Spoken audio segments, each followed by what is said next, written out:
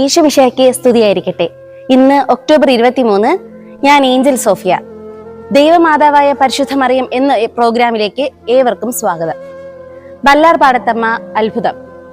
1676 ശക്തമായ വെള്ളപ്പൊക്കത്തിൽ വല്ലാർപാടം പള്ളി ഇടിഞ്ഞു വീഴുകയും വിമോചകനാഥയുടെ ചിത്രം ഉൾപ്പെടെയുള്ള എല്ലാ വസ്തുവകകളും നഷ്ടപ്പെടുകയും ചെയ്തു.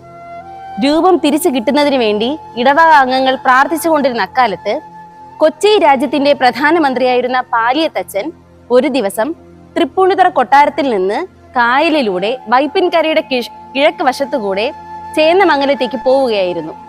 ആ സന്ധ്യാസമയത്ത് അതീവ പ്രകാശം ചൊരിയുന്ന എന്തോ ഒരു വസ്തു വെള്ളത്തിൽ പൊന്തിക്കിടക്കുന്നതായി തുഴക്കാർ കാണുകയും പാലിയത്തച്ഛന്റെ നിർദ്ദേശമനുസരിച്ച് തുഴക്കാർ അത് എടുക്കുവാൻ പരിശ്രമിക്കുകയും ചെയ്തു.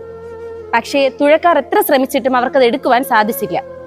ഒടുവിൽ പാലിയത്തച്ഛൻ തന്നെ ഏതോ ഉൾപ്രേരണയാൽ കൈനീട്ടിയത് എടുക്കുവാൻ ശ്രമിച്ചപ്പോൾ ആ വസ്തു അദ്ദേഹത്തിന്റെ കൈകളിലേക്ക് വന്നു ചേർന്നു. വെള്ളത്തിലായിരുന്നുവെങ്കിലും ഒട്ടും നനയാതിരുന്ന അത് വല്ലാർപാടത്തമ്മയുടെ പടമാണെന്ന് അമരക്കാരൻ തൊമ്മൻ പൈലി തിരിച്ചറിയുകയും മാതാവിന്റെ തൃപ്പടത്തിന്റെ അത്ഭുത സിദ്ധി വിവരിക്കുകയും ചെയ്തപ്പോൾ പാലിയത്തച്ഛന്റെ നിർദ്ദേശപ്രകാരം പള്ളിയോടം വല്ലാർപാടം കടവിലടിപ്പിച്ചു. മാതാവിന്റെ തിരുപ്പടം കിട്ടിയതറിഞ്ഞ് നാട്ടുകാരെല്ലാവരും പള്ളിക്കടവിൽ ഒത്തുകൂടി.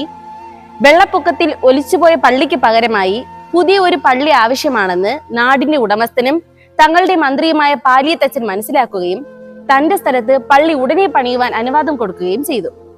ജനങ്ങൾ സംതൃപ്തരായി ഒന്നടങ്കം ഉത്സാഹിച്ച് പെട്ടെന്ന് തന്നെ ആ സ്ഥലത്ത് പനമ്പ് കെട്ടി ഒരു പള്ളി താൽക്കാലികമായി പണി തീർക്കുകയും മാതാവിന്റെ ആ വിശിഷ്ട ചിത്രം അതിൽ സ്ഥാപിക്കുകയും ചെയ്തു. അന്ന് പാലിയത്തച്ഛൻ ദാനമായി നൽകിയ സ്ഥലത്താണ് ഇന്ന് പള്ളിയും സ്കൂളും മറ്റും സ്ഥിതി ചെയ്യുന്നത്. ഇതുകൂടാതെ വല്ലാർപാടത്തമ്മയുടെ ചിത്രം സ്ഥാപിച്ചിരിക്കുന്ന അൾത്താരയുടെ മുൻപിൽ കാണുന്ന 2 കെടാവിളക്കുകളിൽ ഒന്നിന്റെ എണ്ണച്ചെലവും പാലിയത്തച്ഛൻ കൊടുക്കാമെന്ന് ഏൽക്കുകയും ചെയ്തു.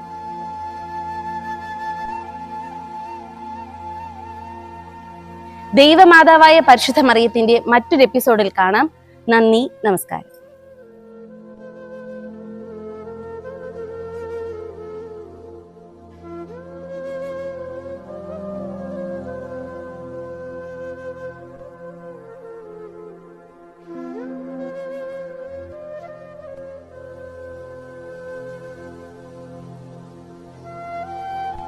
thank you